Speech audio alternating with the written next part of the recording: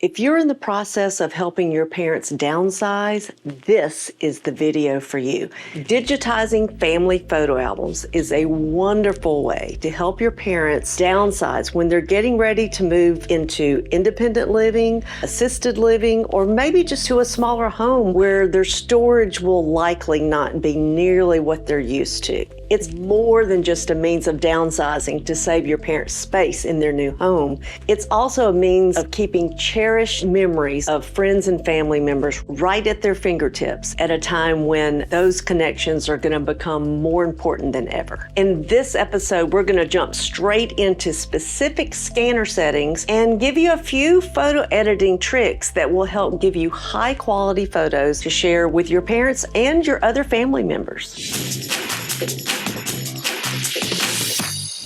In part one of this series, we looked at ways to digitize photo albums and how best to organize the photos so you are ready to begin scanning. If you haven't watched that video yet, I recommend you do so before you go any further. I'll put the link in the description. Now it's finally time to start scanning. Woo-hoo! Connect the scanner to your computer either wirelessly or with a USB cable according to the instructions. Download the drivers appropriate for your operating system. Once added to your applications folder, select Epson software, then Epson Scan 2 to open the app. The first thing to do is check your scanner settings. Be sure Epson Perfection V600 is selected. I usually leave scan settings to the default, and I make sure that my mode is set to photo. My document source says scanner glass, and my document type is reflective. I usually leave image type to 24-bit color, even though you can see these images are grayscale and that's a bit of overkill. But when I switch to colors, I won't have to remember to change the setting. Make sure that this thumbnail box is not checked, and change the preview mode so you can see the full page you are scanning. I prefer this so that I can easily make a marquee selection. The resolution is something you really want to pay attention to depending on how large you want your image to be. If it's just a standard photo that won't be preserved for posterity or printed, you'll be okay using 300 dpi and the original size to scan. If you know you want to enlarge the photo, go ahead and choose a larger DPI. The larger the print, the bigger the DPI. To print a 5x7, go up to 600. And if you want to go to an 8x10 or larger, you may want to go up to 1200. And of course, if you're going for poster size, you can go up as large as you want to take it. For general purposes, I leave mine set to 300. If you want your printed image to be larger than the original size, you can see the original dimensions here with the resolution of 300 dpi. You can change the output image to be whatever dimension you prefer. It's sometimes easiest just to select this zoom feature and type in 200 times zoom, and you can see the resolution change to 600 dpi. Or you may even want to go up to 3 times the size and the resolution increased to 900 dpi. But don't forget that your file size will increase with the larger DPI. And remember, if the quality of the photo was grainy or out of focus to begin with, increasing the DPI will not improve the quality. For the scanning quality, I would say standard is probably okay, but if you want to get the best possible quality, scan at higher resolutions and select high for the scanning quality. The trade-off is that the scans may take longer, and you may want to try scanning a photo on high quality and one on standard quality to see if there's a discernible difference. I leave the color management panel and the thumbnail options alone. If your photos are loose, arrange them neatly on the scanner. It will be much easier to select and crop the image if they are square to the edge. When you're ready, use the preview feature to select your photos before you scan. You may want to use the auto exposure, and the better your crop is, the better it will do with corrections. Try not to get the white border or other types of borders in your image, or it will try to correct for those border areas. If you want to capture the date, I'm going to show you a way that you can include that in your metadata a little bit later. If you are scanning an entire page of a photo album, it can be tricky if your photos are not aligned perfectly straight. I had several albums where photos were haphazardly stuck to the page, and these were rarely straight. It could be that you have not gotten your photo album straight, or it may be that the photos were not arranged in the album square to the edge. So you've got two choices. You can redo the preview scan, hoping that you will get a straighter image, or you can remove the photos from the album, which takes a little bit longer. You can just scan the image at a slight skew and adjust it later in an editing program like Photoshop or Lightroom.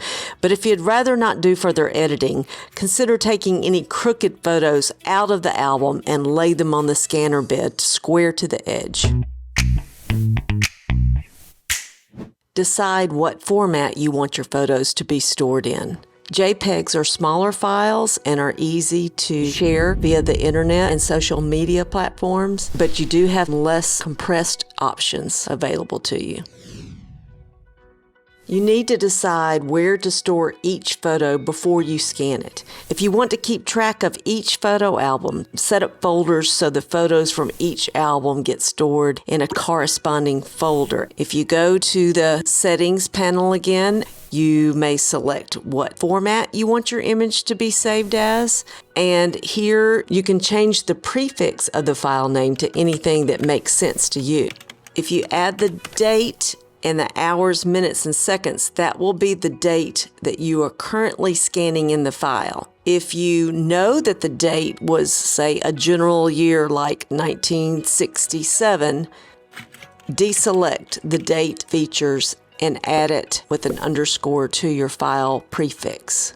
Name the photo as you go with a year or a name. Decide where you want to store the folder. In most cases, I'm storing my photos on an external drive, but you can create a new folder or select a folder in any location you prefer.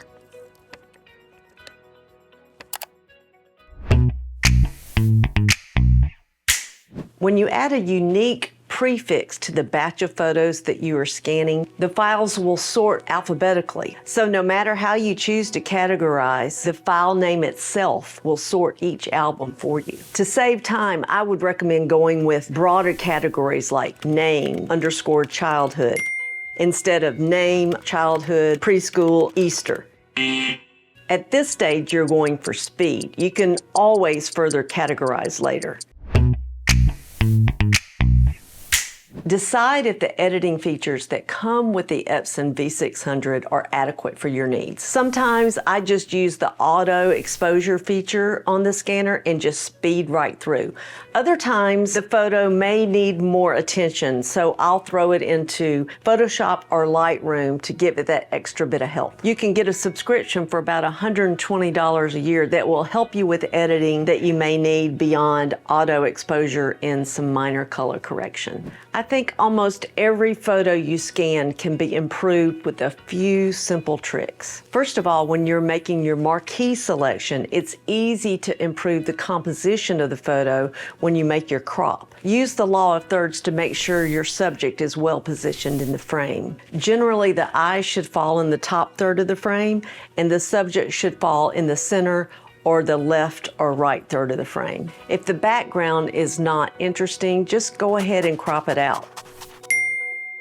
However, there will be times when what's in the background is just as interesting as what's in the foreground. I love to see the cars or houses in the background of old photos. So be sure you're not cutting or cropping out something that may be interesting to look at down the road. But if your photo just has poor composition in general, you can usually improve that with a good crop. The V600 and other good photo scanners will have some editing features that will also help you improve the quality of your photo. The auto exposure feature will get you off to a good start, But you can also make further adjustments in brightness and contrast and curves and tone adjustment that will enhance the quality of your photo. If you've got older color pictures from the 70s and 80s, they will often suffer from a color casting that's orangey or yellow. I like to use the color restoration feature that will instantly improve the quality.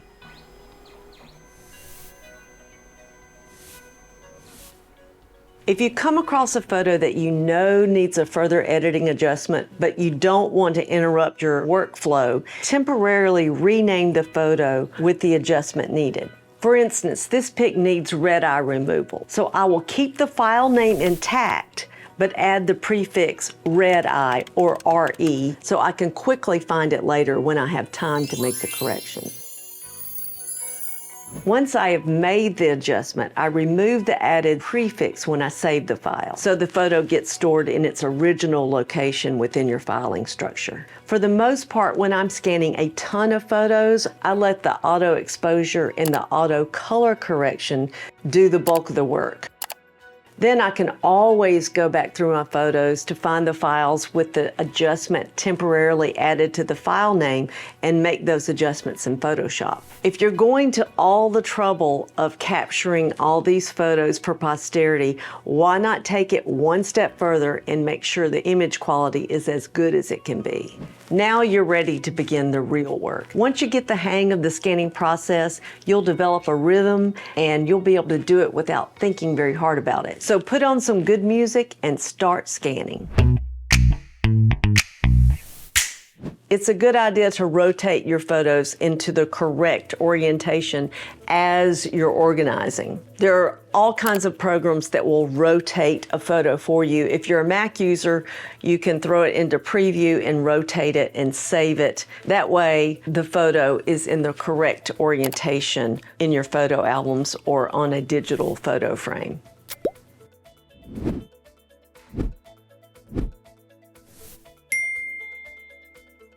But if I need more precision with my adjustment, I use Photoshop to make more precise adjustments. It's as easy as dropping your image into the program, go to Image, Rotation, Arbitrary, then you can make a precise adjustment.